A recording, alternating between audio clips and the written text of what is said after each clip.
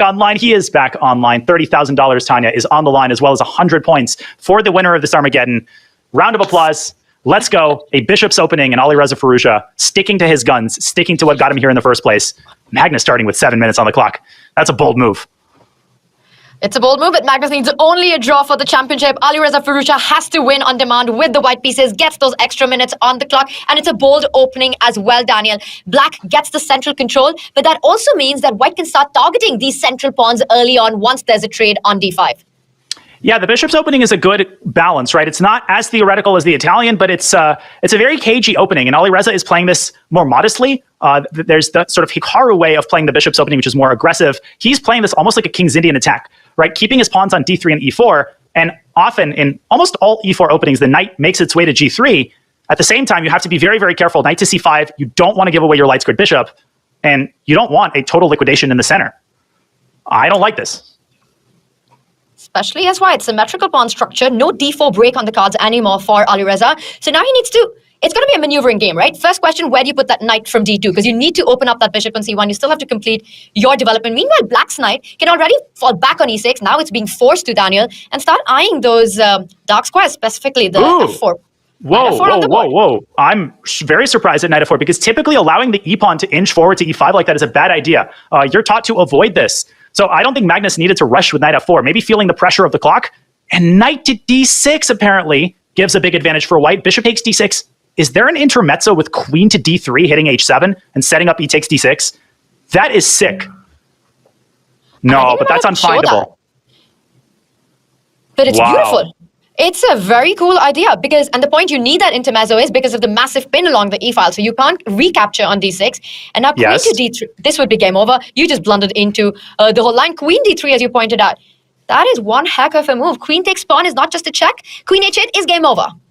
And if you play g6, wasting a tempo, now you can play e takes d6. The rook is defended twice. And the fact that black's rooks are disconnected will cost him the game. Black has to drop back to f8. This is a disaster, and Alireza missed it.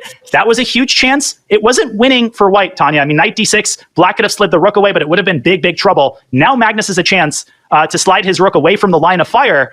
But bishop e6, I think, is what he's going to choose. This was so hard to see. I mean, how do you even know that a tactic like this exists? I've never seen this pattern myself. And knight the current position, he's done it anyway. Because you can't take it twice. There's a c4. There's a pin and win. Magnus missed it for the second time. This time the idea is totally different. Bishop e6 by Magnus, his last move. Very neglectful. And now he's in huge trouble. What does he do? c4 is coming anyway. b7 is hanging. f4 is going to be hanging. Black's king is in trouble. You can't take twice on d6.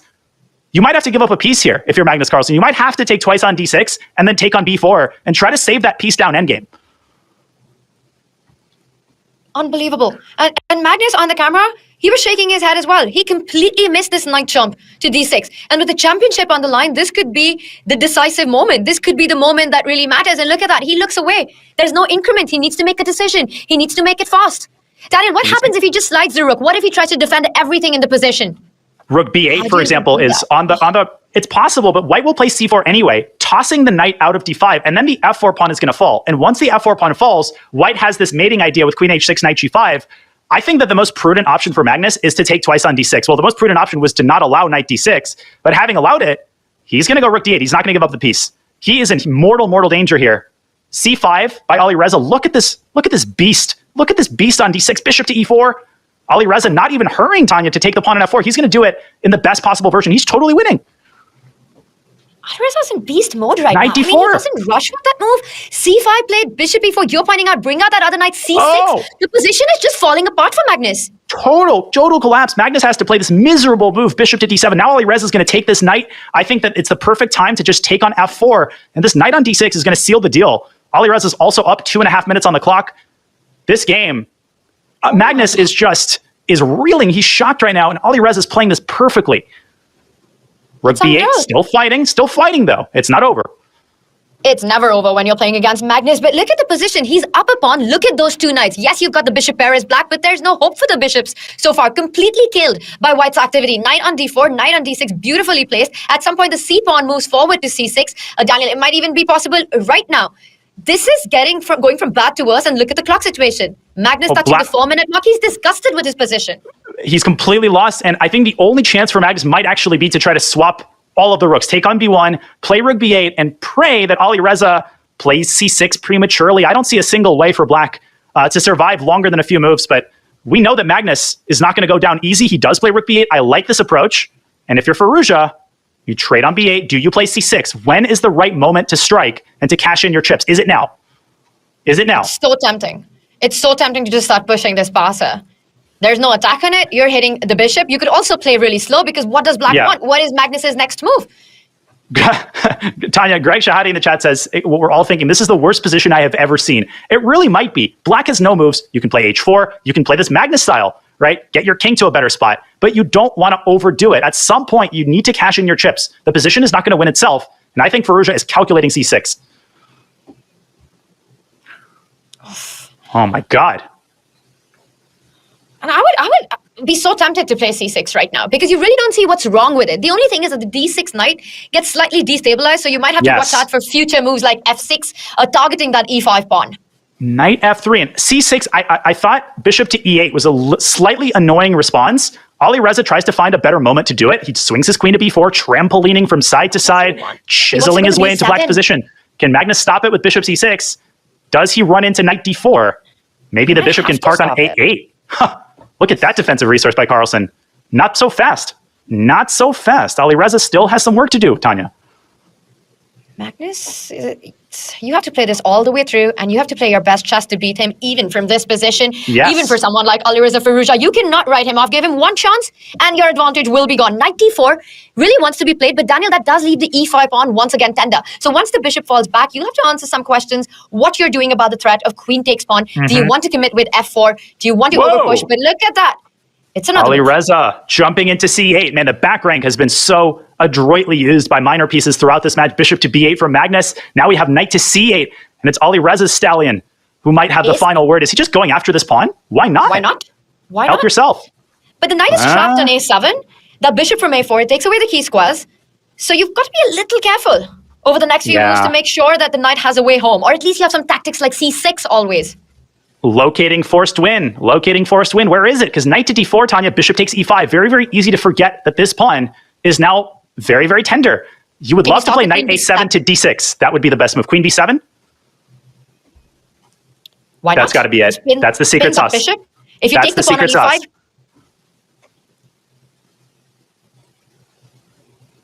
Wow. Daniel, as you're pointing out, queen b7 is an option. Knight d4, I think you're rushing in because the e5 pawn falls. And right now, Alireza is thinking it's good that he's paused. He's got a minute on the clock. He knows this is the critical moment. If he gets it right over the next couple of moves, he can blitz out the rest, well, bullet out the rest of the game. What are the chances of Magnus saving this one, Daniel? Non-zero. It's higher than what the eval bar might have you believe, because there's nothing more frustrating than staring at a position, thinking that there must be a forced win and not seeing it, watching your clock dwindle. The one silver lining for Magnus is that there's no increment, and in a crazy time scramble situation, anything can happen. Alireza is investing a ton of time. He knows that this might be the game-deciding moment, and I think that without queen b7, this game is going to go on for another while. He has to find that move, Tanya.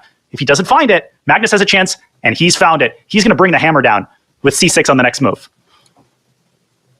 And how do you even fight that? The bishop in c7 is pinned. Knight d4 is always in the air. c6 is coming in. Magnus Carlsen is feeling the pressure right now. Queen d8 maybe. Queen d8. Can you take on d4? Or can you go queen b4 and fork the bishop and the pawn? Now another pawn falls. Nice. Magnus is going to be down 3 pawns, and the c-pawn's going to seal the deal. This is over. Now it's totally winning. The last time we said it, we saw a massive turnaround. Right. So, Daniel, this match, you just can't call a result ever until it's over. But queen b4, the difference in these positions is that it's hard to see the compensation or even setting up of tricks as black. White's pieces and white's pawns are just dominating the position. Yeah, and the knight on a7 is safe. I would try bishop c2. If I'm Carlsen, I'm going to go bishop c2, queen takes d4. Keep the queens on the board. That's your only chance. If the queens come off the board, the c-pawn is going to seal the deal. But Tanya, queen takes d4, queen to b8. There is one more hurdle to cross for Alireza. Bishop to b6 becomes a threat. The knight on a7 still a little bit destabilized. So knight b5, another excellent move by Firouzja. Getting the knight out. Now, do you swap on c7? I think you do. And then you play knight takes d4 and you win the game. Or maybe queen takes pawn and it still continues for another move or two. Anything wins, but that's also a problem. Now you have to decide how you're going to win the game. Even queen to d6 should do the trick. Even giving up the c6 pawn, you're up so many pawns that you can give one of them away. But you need to make a decision. Magnus's only chance is the clock now. It is going to be about trying to flag. But Daniel, 2.5 minutes in this position so far feels like it should be enough for white. And with 2 extra pawns, just slide your queen over to c4. And the sad thing for Magnus is queen c4, bishop d5. You can play c7 even there. You could give up one queen, another one replaces it, and then black drops the bishop on c4. But you can sense the butterflies in Alireza's stomach. Under normal circumstances, he'd be making moves much faster than he is right now. Can he nail in the final nail in the coffin? Literally some hair-raising chess here that we're seeing from Alireza. Queen e5, Magnus Carlsen, how does he keep the game going? Now Alireza is down on the clock. He's down to 2 minutes, trying to find the forced win. We know the Magnus effect. We know how powerful it is. Queen to c4. He's found another perfect move. Queen c7. He'll just send the a-pawn down the board. And or all f3. of black's pieces are tied down. You really don't want your queen. Well, there's a checkmate in one. You just simply block the bishop, attack the bishop, but that does allow some checks that you might have to be careful about. Yeah, How are you but hiding? king h1. You go king h2 h1. and king h1. Or king h1, Zigzag. king h2. Zigzag, Tanya. Queen e1, king h2. The c-pawn is going to seal the deal. Magnus should try to give up the bishop, hope for a mouse slip, do something dirty, put your queen on pre. Try everything. The thing is, when your opponent's down to 20 seconds, you can try those tricks. But with Alireza having 2 minutes on the clock, Daniel, that's a lot of time. And it's Magnus who's actually lower than Alireza with 1 minute, 40 seconds right now, a dead lost position. This has been just a crazy championship match. And Alireza is the patriarch of dirty tricks and bullet. Oh That's who I learned from. Magnus he knows it's over. Alireza, he's not going to miss anything dumb. He did it again. Magnus Carlsen has resigned. Alireza has done the